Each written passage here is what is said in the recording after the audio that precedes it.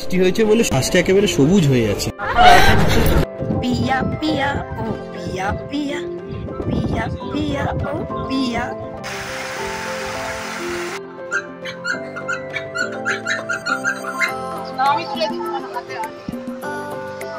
Hello friends, আমি মলি। আমার channel হরেক রকমে সকলকে স্বাগত জানাই। আজ আমি নিয়ে এলাম আমাদের সিকিম ট্রিপের 5th ডে এবং 9th ব্লগ নিয়ে। আজ 22শে মে বৃহস্পতিবার, থার্সডে। আজ আমাদের গন্তব্যস্থল পেলিং। গ্যাংটক থেকে আজ আমরা চলে যাব পেলিং। Good morning.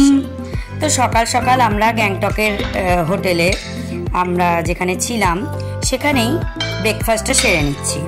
ওখানে কমপ্লিমেন্টারি ব্রেকফাস্ট, আমরা সকলে পেট ভরে ব্রেকফাস্ট করে এবার বেরিয়ে পড়লাম সোজা পেলিংয়ের উদ্দেশ্যে। যদি গ্যাংটক থেকে সরাসরি পেলিং যাওয়া হয় তাহলে দূরত্বটা দাঁড়ায় 108 কিলোমিটার, যেটা যেতে মোটামুটি 4 ঘন্টা সময় লেগে যেতে পারে। আর যদি ভায়া রাবাংলা দিয়ে যাওয়া যায় তাহলে কিন্তু দূরত্বটা হয়ে যায় 120 কিলোমিটার, যেটা যেতে 5.5 ঘন্টা সময় লেগে যায়। তো আমাদের প্ল্যান ছিল আমরা পেলিং যাব কিন্তু রাবাংলা হয়ে। এর আগেও আমরা একবার সিকিম গিয়েছিলাম, সেটা আপনাদেরকে আমি আগের ব্লগেই বলেছি। প্রচণ্ড বরফ পেয়েছিলাম। সে বছরও আমরা যখন পেলিং গিয়েছিলাম এই রাবাংলা হয়েই গিয়েছিলাম। অসম্ভব ভালো লেগেছিল রাবাংলা, স্পেশালি রাবাংলার বুদ্ধা পার্ক। তো সেই রাবাংলা বুদ্ধা পার্ক হয়ে আজ আমরা পৌঁছে যাব পেলিং। রাস্তাটা একটু আপনাদের সঙ্গে এনজয় করে নিন। আপনাদের সঙ্গে রাস্তার টুকিটাকি ছোট ছোট ক্লিপসগুলো শেয়ার করে দিচ্ছি।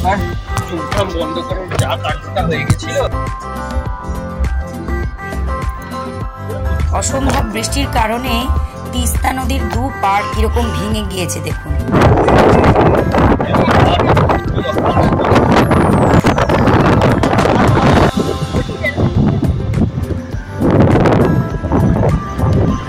সেদিনের ওয়েদারটাও ছিল বেশ সুন্দর, রোদ ঝলমলে, চারিদিক দারুণ লাগছিল। পাহাড়, ফুল, নদী সবকিছু পেরিয়ে আমরা এগিয়ে যাচ্ছি।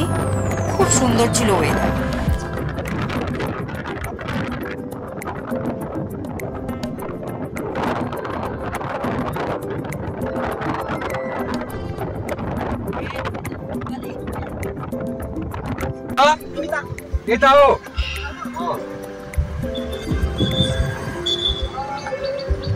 বাজে এখন 1:24।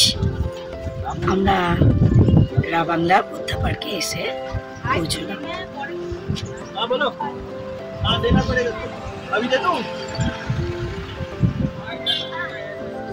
তো আমরা দীর্ঘ পথ অতিক্রম করে এসে পৌঁছে গেলাম রাবাংলার সেই বিখ্যাত বুদ্ধা পার্কে।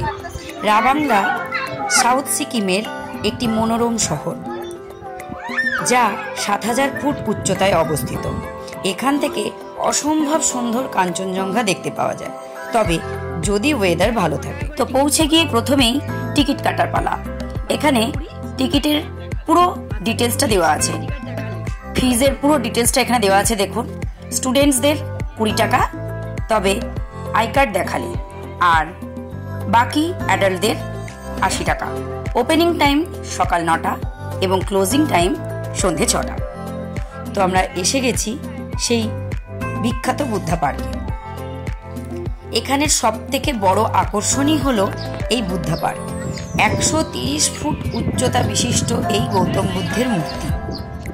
এটি বুদ্ধা পার্কের পাশাপাশি তথাগত তশাল নামেও পরিচিত।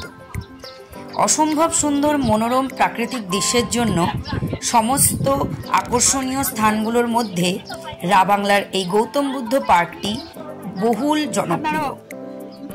তবে ওয়েদার খানিকটা খারাপ হতে শুরু করায়, অসম্ভব পরিমাণে মেঘ ঢুকে যাওয়ায় কাঞ্চনজঙ্ঘাটি আর আমরা দেখতে পেলাম না। ওয়েদার ভালো থাকলে কিন্তু এখানে অসম্ভব সুন্দরভাবে কাঞ্চনজঙ্ঘা দেখতে পাওয়া যায়। যাই হোক, আপাতত আমরা এখানে 4-5টা ঘুরবো, ছবি তুলবো, আনন্দ করব। তারপর আমরা একটু দুপুরের খাবার খেয়ে আবার বেরিয়ে পড়ব সোজা পেলিংয়ের উদ্দেশ্যে। তো এখানে যেমন গৌতম বুদ্ধের 130 ফুট উচ্চতার একটি মূর্তি রয়েছে, যেটা সত্যিই দেখার মতন। তার সাথে রয়েছে একটি জাদুঘর, ঝর্ণা এবং ধ্যান কেন্দ্র। আর তার পাশে দেখুন দু ধারে রয়েছে গৌতম বুদ্ধেরই নানান রকম বাণী, ছোট ছোট কোটেশনগুলো এখানে দু ধারে লেখা রয়েছে। কি সুন্দর সাজানো গোছানো একটি পার্ক, সত্যি অনেকটা সময় কাটানোর জন্য একেবারে আদর্শ।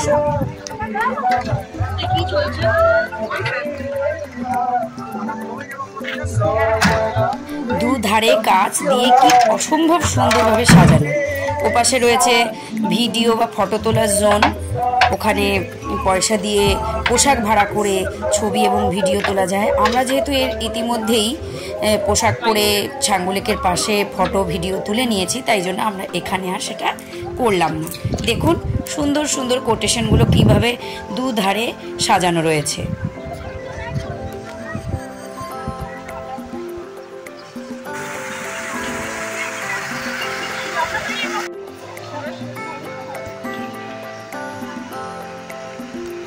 হঠাৎ করে ওয়েদারটা ভীষণ খারাপ হতে শুরু করলো, কি পরিমাণ মেঘ এসে গেছে দেখুন, চারিদিকটা মেঘে একদম ঢেকে গেল আর খুব জোরে হাওয়া বইতে শুরু করলো।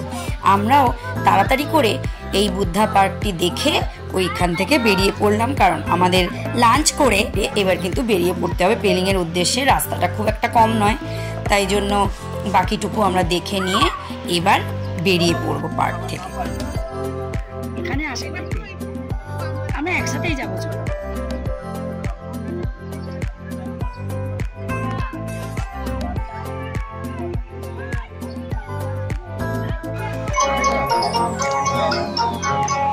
তো আমরা দুপুরের খাবার খেতে চলে এলাম হোটেল বুদ্ধা মিখা, পার্কের ঠিক উল্টো দিকে। আমি থালি খাচ্ছি, ঠিক আছে? বুদ্ধা পার্কের পাশে একটি হোটেলে খেতে এসেছি।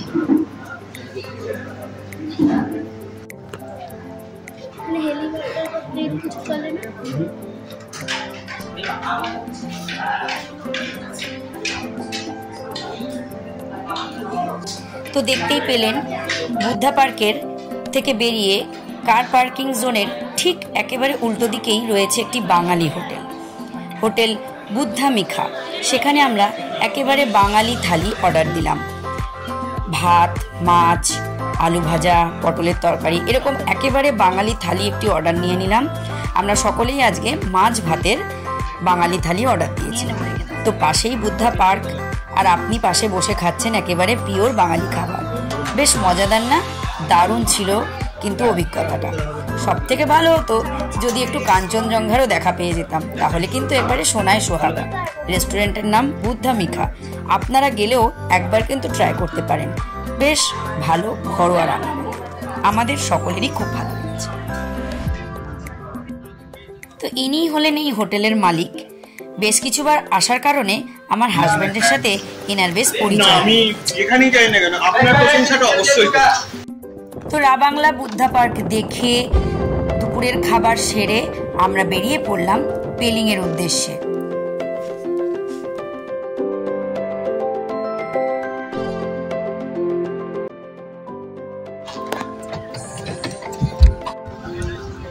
পেলিং পৌঁছতে আর মাত্র 10 কিলোমিটারের মতন রয়েছে বাকি। তো আমরা মাঝখানে একটা ব্রেক নিলাম ছোট, একটু চা খাওয়ার জন্য। তো এটা একটা এমন সুন্দর জায়গা যেখানে কিনা একটি পাখির অভয়ারণ্য রয়েছে, সিটকং টুলকু বার্ড পার্ক। সেই পার্কে অবশ্য আমরা যাইনি, তো আমরা রাস্তাতেই এখানটা এনজয় করলাম। এটি পশ্চিম সিকিমে অবস্থিত এই পেলিং, আর বেশি দূর নেই। তো এই রাস্তাটা আমাদের ভীষণ ভালো লেগেছিল, ভীষণ সুন্দর নিস্তব্ধতা, নানান ধরনের পাখির ডাক। প্রায় 200 প্রজাতিরও নাকি বেশি পাখি এখানে রয়েছে, দেশি এবং বিদেশি। তো এই মুহূর্তে আমরা এই জায়গাটা একটু এনজয় করে নিয়ে বেরিয়ে পড়বো পেলিংয়ের উদ্দেশ্যে।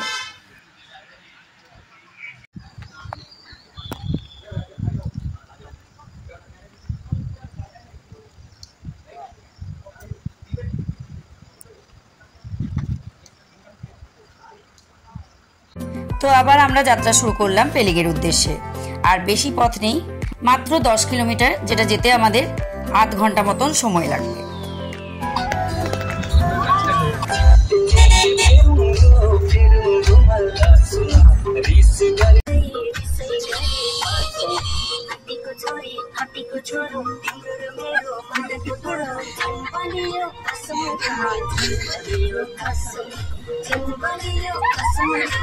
তো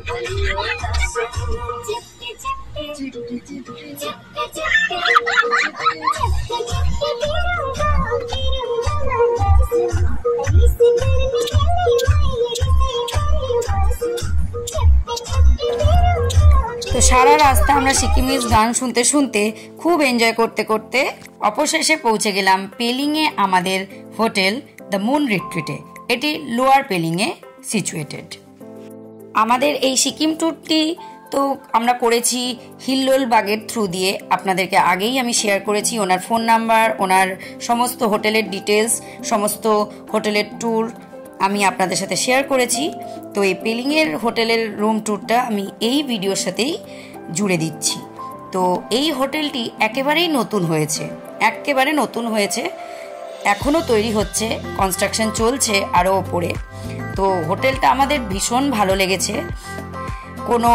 একদম কোনো হইচই নেই, কোনো হইহট্টগোল নেই, একেবারে খুব শান্ত একটি পরিবেশের মধ্যে রয়েছে এই হোটেলটি। দেখুন, রুমে বড় একটি বেড রয়েছে, তার সঙ্গে রয়েছে একটা সিঙ্গেল বেড, যেটা দেখে আমাদের মেয়ে দুটো বেজায় খুশি হয়েছে যে তারা ওই বেডটা শেয়ার করবে। তো আমাদের দুটো রুম দেওয়া হয়েছিল, একটা বড় রুম আর পাশে একটা তার থেকে ছোট রুম। তো আমরা এই বড় রুমটা মেয়েরা নিয়েছিলাম। ভীষণ সুন্দর, সাথে রয়েছে ব্যালকনি, এরকম টেবিল, চেয়ার, ড্রেসিং টেবিল, সমস্ত কিছুই রয়েছে, আলমারি, যা যা থাকা দরকার। তো আমাদের হোটেলটি খুবই ভালো লেগেছে। দেখুন, ব্যালকনি থেকে সাইডটাও বেশ সুন্দর দেখা যাচ্ছে। এখান থেকে কাঞ্চনজঙ্ঘাও দারুণ দেখতে পাওয়া যায় শুনলাম। যদি ওয়েদার ভালো থাকে তো আমরাও দেখতে পাবো। তো সন্ধেবেলা আমরা অর্ডার দিয়ে নিয়েছিলাম এখানে পকোড়া। সন্ধেটা আমরা আমাদের মতন আনন্দ করে চলে এলাম একেবারে রাত্রি 10টার দিকে। হোটেলের নিচে রেস্টুরেন্ট রয়েছে, সেখানে ডিনার করতে চলে এলাম। ডিনারে আমরা আগে থেকেই বলে রেখেছিলাম যে আমরা রুটি খাবো, রুটি ভাত সব কিছুরই ব্যবস্থা থাকে। তো এখানে দিয়েছিল আলু বরবটি ভাজা, আলু ভাজা, মাংস এবং রুটি। রান্নাবান্না সবই ভীষণ সুন্দর, ঘরোয়া, খুব ভালো লেগেছে। তো এইভাবেই আমাদের এই দিনটি কেটে গেছে, খুব ভালো একটি দিন কেটেছে। আগামীকাল আমাদের রয়েছে পেলিংয়ের সাইট সিন। তো এই ব্লগটাকে আর বেশি বাড়াবো না, এখানেই শেষ করব। সকলে ভালো থাকবেন, সুস্থ থাকবেন। খুব শীঘ্রই দেখা হবে সিকিমের পরের ভিডিও নিয়ে, পেলিংয়ের সাইট সিনের ব্লগ নিয়ে। সকলে ভালো থাকবেন, সুস্থ থাকবেন। Tata, bye bye. অবশ্যই ভালো লেগে থাকলে আমার চ্যানেলটা সাবস্ক্রাইব করে দেবেন, ভিডিওটিতে একটু লাইক কমেন্ট করে দেবেন। টাটা। সুন্দর হয়েছে, পুরো বাঙালিদের খাওয়া মতো। চিকেনটা এখনো খাওয়া হয়নি, খেয়ে বলছি। তোমার কিছু বাইট, আপনি কিছু বলবেন দিদিমণি?